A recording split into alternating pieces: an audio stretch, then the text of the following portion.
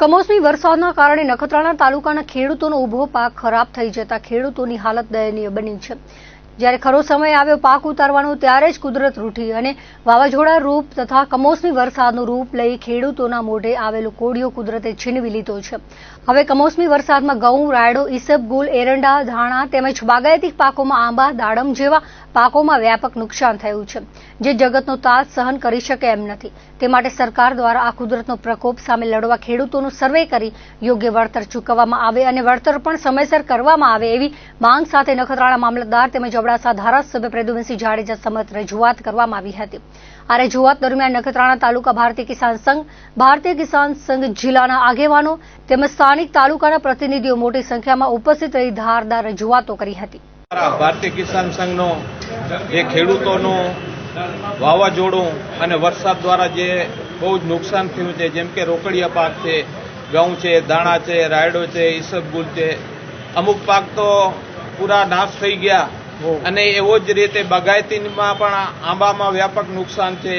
દાડમમાં છે, આવા અનેક પાકો વિવિધ પાકોમાં મોટું નુકસાન થયું છે વરસાદ અને વાવાઝોડાને લઈને। તો આ કુદરતી આફત છે, છતાં પણ આપણે સરકાર કને માંગણી મૂકી છે મામલતદાર દ્વારા કે ભાઈ વહેલી તકે આનું સર્વે થાય અને થોડી ઘણી સહાય મળે તો ખેડૂત કંઈક પગભર થાય।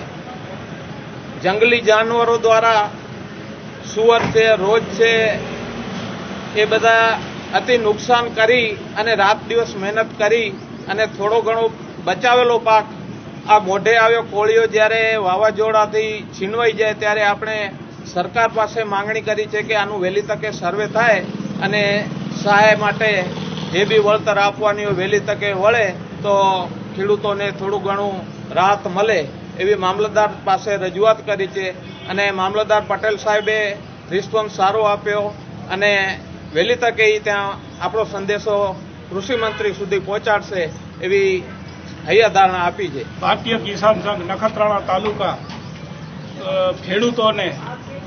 પડ્યા માટે પાટો જેવી આ વિષય છે। સરકારને આપણે રાવ દઈએ પણ કુદરત ક્યારે રૂઠી છે અને કુદરતને ખેડૂત ક્યારે પણ એને